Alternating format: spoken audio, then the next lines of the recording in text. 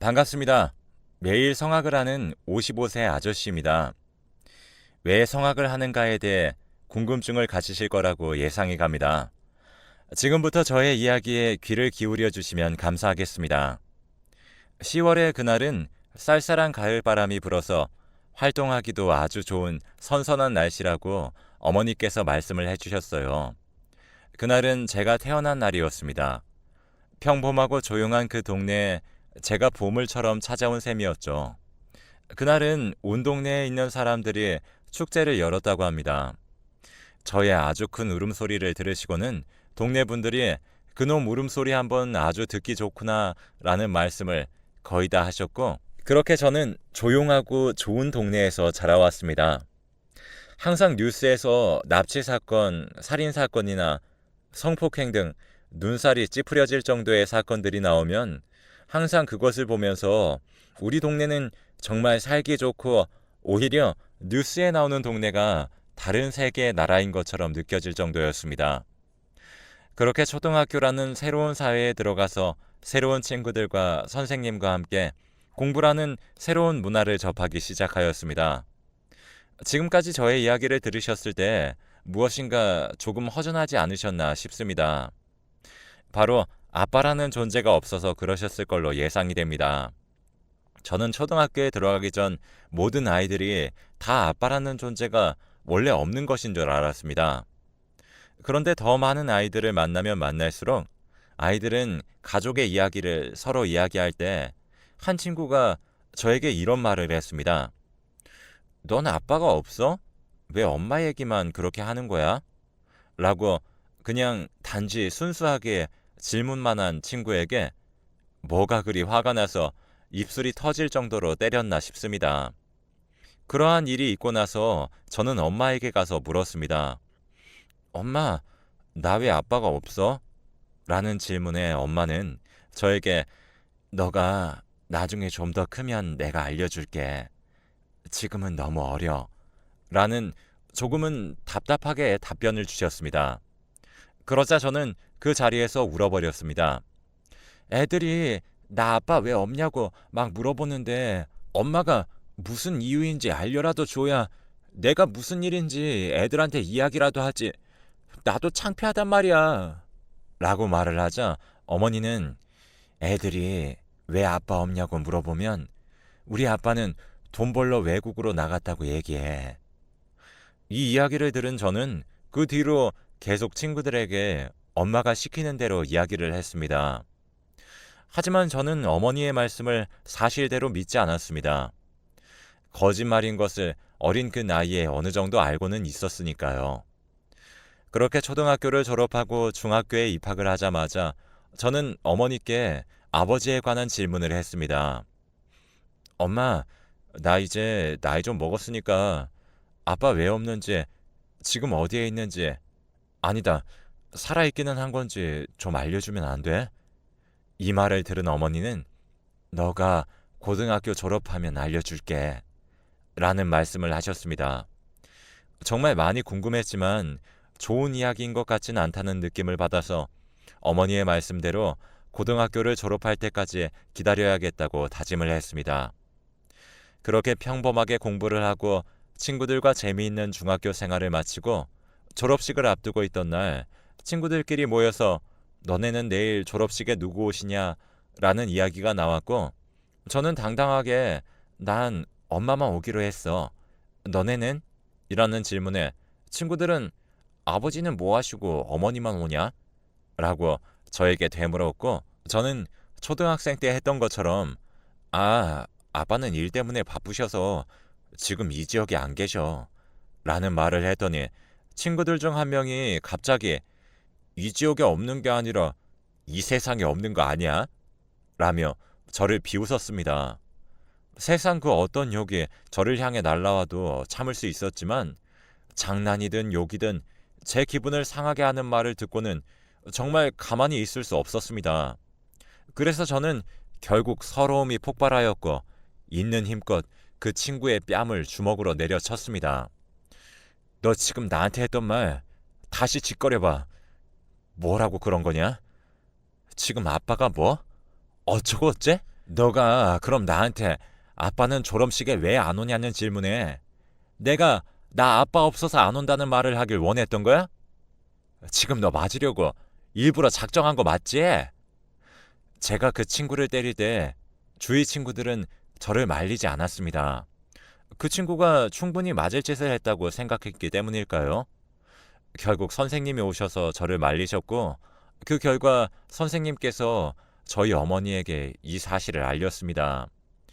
지금까지 저에게 혼내신 적이 없던 어머니가 화를 내시는 것을 그날 처음 봤어서 몇 년이 지난 지금도 어머니의 말투와 목소리가 아직도 생생하게 기억이 납니다. 그래, 그 아이가 그런 식으로 이야기한 것은 정말 못된 행동이긴 해. 그렇다고, 그래서 너가 때리는 행동은 더 나쁜 행동인 걸 알고 있기는 하니? 어머니의 말씀에 저는 아무런 대꾸도 하지 않았습니다. 그러다가 갑자기 왜 내가 혼나고 있어야 되는지 그 나이에는 도무지 이해가 가지 않았고 이해를 하고 싶지도 않았던 것 같습니다. 결국 화가 너무 나버렸고 그래서 대체 나는 아빠가 없는 이유가 뭔데? 아니, 그리고 아빠가 죽었든 살았든 내 가족 욕하는데 어느 누가 가만히 있어? 우리 아빠가 욕먹을 짓을 하고 다니기라도 한 거야?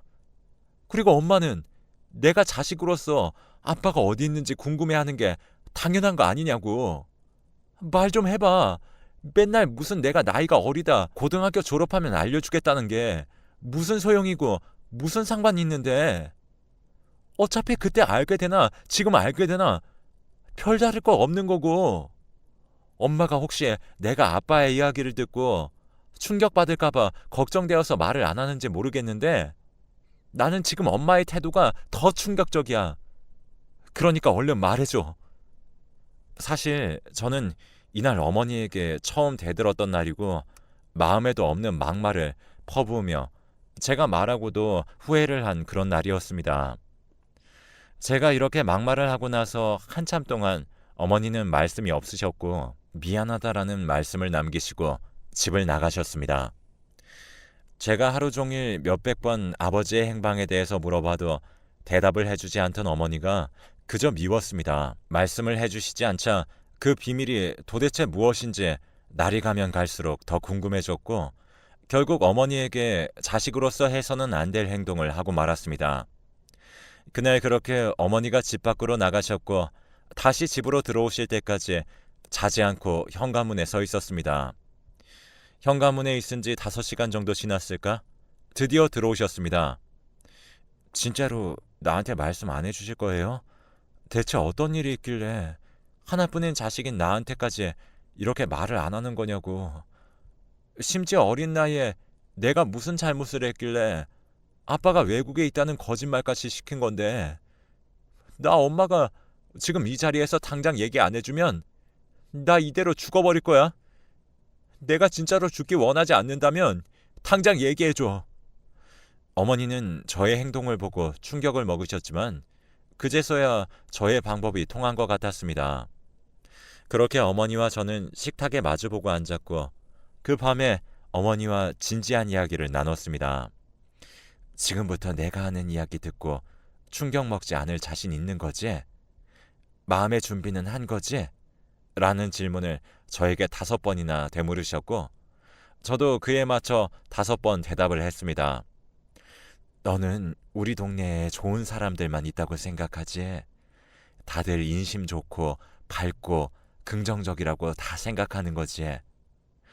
아빠에 대해서 물어봤는데 어머니께서는 갑자기 우리 마을 사람들에 대해 물으시니 이게 도대체 뭔 말인가 싶었습니다.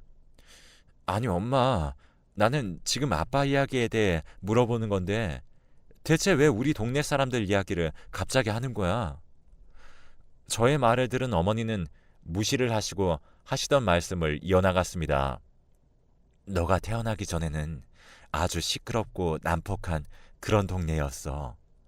너가 상상하기 힘들겠지만 여기 납치 사건도 살인 사건도 폭행 사건 등 안 좋은 사건이란 사건은 다 일어났던 곳이야. 그래서 이사 온 지 2주도 안 되어서 다른 곳을 찾아서 나간 사람들 완전 많아. 무슨 사건만 일어났다고 하면 어린아이, 어르신 할 것들 없이 그냥 무슨 사건에 휘말리고 난리도 아니었어. 매일매일이 시끄러웠고 경찰이 왔다 갔다 거려서 어수선하고 낮보다 새벽에는 더했어. 그래서 잠도 제대로 못 잤지.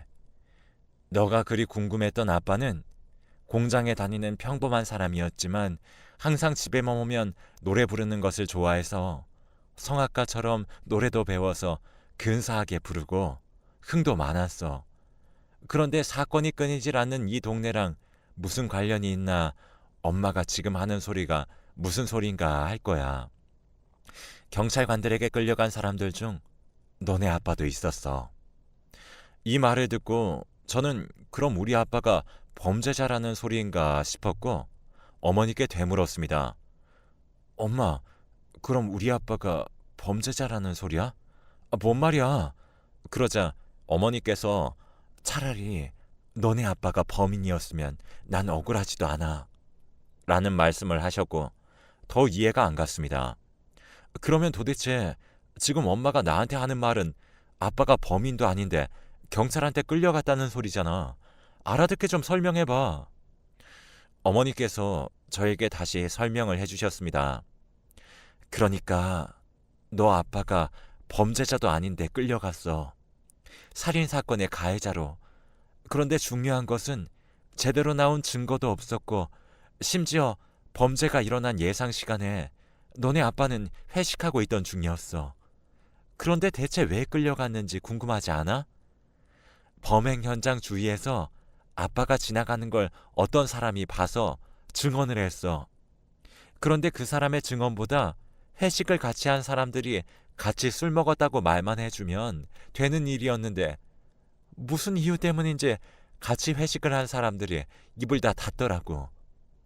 그 사람들 찾아가서 제발 증언 좀 해달라고 무릎도 꿇어보고 소리도 쳐보고 울어도 봤는데 그 사람들은 돈을 받아먹은 건지 진짜 그냥 집으로 돌아가라는 소리만 했어. 그래서 내가 그렇게 몇 달을 찾아가서 사정을 했지만 소용이 없었고 결국 너네 아빠는 교도소에 들어가고 말았어.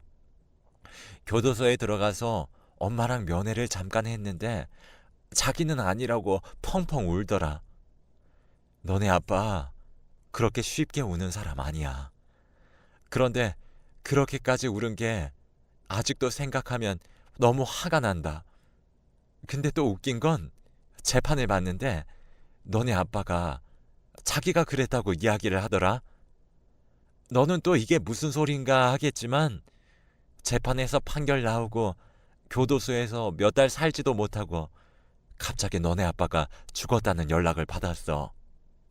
그 교도소에 같이 수감 중이던 다른 사람이 나중에 나왔을 때 엄마한테 와서 이야기해 주더라고. 당신 남편 경찰들한테 맞아서 죽은 거라고.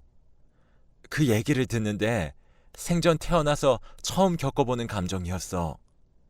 경찰들한테 화도 났는데 가진 거라고는 아무것도 없는 내가 힘이 있는 경찰들에게 덤벼서 뭐하나 싶은 그런 허탈감도 들고 그래서 몇 날 며칠을 울면서 살아왔어. 나중에 신문에서 내 남편 누명 씌워서 범죄자 만들어 놓고는 정작 그 경찰들은 진급을 했더라고. 그 신문을 보고 더 우울해지더라. 내가 인생에 무슨 죄를 지었길래 이러한 일을 겪은 것인지 그렇게 우울한 날들 보내다가 중간에 갑자기 너를 임신을 하게 된 거야. 내 옆에는 남편이 없으니까 자식이라도 잘 키우자라는 생각으로 너 지금까지 열심히 키운 거야. 솔직히 돈만 아니었으면 너네 아빠 지금쯤 완전 잘 나가는 성악까지 않았을까 싶어. 에휴, 지금 와서 그 사람도 없는데 무슨 이런 이야기를 하냐. 엄마가 미안해. 괜히 쓸데없이 감춰서 이제야 좀 궁금증이 풀려? 저의 궁금증은 풀렸지만 엄마의 목소리가 제가 생전 들어본 적 없는 목소리였습니다. 그때만 생각하면 되게 분하셨던 것 같은 느낌이 들었습니다. 그런 느낌을 받음과 동시에 어머니께 죄송하다는 생각이 들었습니다. 나의 궁금증은 풀렸지만 오히려 어머니의 좋지 않은 기억을 꺼내게 만들었기 때문입니다. 엄마, 안 좋은 기억을 꺼내게 해서 미안해요. 나는 그저 아빠가 어디 있는지 그냥 단지 궁금하기만 했고 엄마의 기분을 안 좋게 만들려는 의도는 절대 아니었다는 것만 알아줬으면 좋겠어. 그리고 나에게 솔직하게 다 얘기해줘서 고마워. 저는 처음으로 나의 아버지에 대한 진실된 이야기를 들었고 혼자 그 일을 견뎌온 어머니가 신기하다는 생각이 들었습니다. 나는 한 번도 본 적 없는 아빠지만 어머니께 아빠란 사랑하는 사람이 있다가 없어지는 것이니까 그 허전함을 겪어보지 않고는 아무도 느낄 수 없다고 생각을 했습니다. 그래서 저는 물론 돈으로 엄마를 호강시켜 드리는 것도 좋지만 어머니에게 조금이나마 아빠의 기억을 떠올리게 만들어 드리고 싶었습니다. 어머니에게 엄마는 혼자가 아니라는 말씀을 전하고 싶었지만 한마디의 말보다 조금 더 좋은 방법이 없을까 생각을 하던 중 아버지가 성악가처럼 노래를 부르시고 흥이 많으셨다는 것이 생각이 났습니다. 그래서 어머니께 아빠의 이야기를 들은 이후에 저는 계속 학교 친구들 중에 노래 잘하는 친구에게 가르쳐 달라고 하며 노래를 잘 부르는 방법을 터득하였습니다. 그래도 친구에게 배우는 것은 한계가 있다고 느꼈고 어머니에게 학원을 다니고 싶다는 말을 하기엔 돈 걱정을 하실까봐 하지 못하였습니다. 그래서 낮에는 공부를 하고 밤에는 알바를 하고 친구들과 놀 시간에 한 푼 더 벌어서 어머니한테 얼른 성악하는 모습을 보여드려서 저의 모습에서 아버지의 모습이 보이길 원했습니다. 그렇게 고등학교 졸업과 동시에 지금까지 모은 돈으로 노래학원을 등록한 지 2달 정도 되었을 무렵 이제 엄마와 행복한 날들만 있을 줄 알았지만 세상은 저에게 왜 이렇게 가혹한지 아직도 이해가 가지 않습니다. 어느 날 갑자기 어머니가 저에게 너는 나 없이도 잘 살 수 있지? 사실 너한테 너네 아빠 이야기를 해주면서 나도 모르게 너네 아빠가 그리웠던 것 같구나. 엄마 없이도 밥 잘 챙겨 먹어야 돼. 라는 말씀을 하셨고 무슨 멀리 떠나는 사람처럼 저에게 이야기를 하시길래 무슨 마음의 준비라도 하라는 뜻인가 싶었습니다. 여느 때와 다름없이 음악학원에서 노래를 배우던 중 갑자기 모르는 번호로 전화가 걸려왔어요. 여기 삼거리 종합병원 응급실인데요. 어머니가 많이 위중하십니다. 빨리 와주세요. 라는 말을 듣고 빨리 달려갔지만 어머니는 마지막에 제 얼굴을 보지도 못하시고 돌아가셨습니다. 의사 선생님께 말씀을 들어보니 저도 모르는 사이에 어머니께서 폐암으로 병원을 한두 번 방문을 하셨다고 합니다. 그러면서 의사 선생님이 이어서 말씀을 하셨습니다. 항상 제가 수술을 하고 약 꾸준히 드시면 좋아지실 수 있습니다.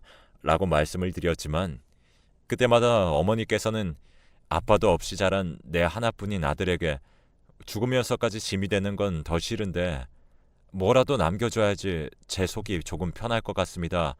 수술 못해요. 우리 아들 장가도 보내야 되고 집도 장만해 주려면 돈 더 모아야지 여기서 더 쓰면 안 됩니다. 안 돼. 라고 하셨습니다. 사실 저희 어머니는 대기업의 백화점 청소 일을 하시며 저를 먹여 살리셨습니다. 화장실 청소는 물론 흡연실 청소 등 락스와 간접 흡연에 많이 노출된 상태로 10년을 넘게 근무를 하셨습니다. 결국 저는 어머니에게 아무것도 못해드리고 어머니는 제 곁을 떠나고 말았습니다. 어머니가 저를 위해서 모아주신 돈은 고아원에 기부를 했습니다. 저의 아버지처럼 억울한 일을 당하신 분들보다 아예 아빠 엄마가 누군지도 모르는 아이들을 보며 꾸준히 봉사활동을 해야겠다고 결심을 했고 50대의 후반에 접어든 저는 지금까지 이 나이 먹도록 봉사활동과 기부를 하면서 다닙니다. 물론 어머니를 위해 유일하게 할 수 있었고 제일 하고 싶어 했던 성악을 고아원 아이들에게 들려주었습니다. 그것보다 뿌듯한 일이 없더군요. 저는 여러분들께 전하고 싶은 말이 있습니다. 하고 싶은 일이 있다면 끝까지 포기하지 않으셨으면 좋겠고 억울한 일을 당하면 겁내지 않고 무조건 부딪혀 보시고 최대한 견뎌내셨으면 좋겠습니다. 긴 글을 시간 내서 읽어주셔서 감사합니다. 행복하세요.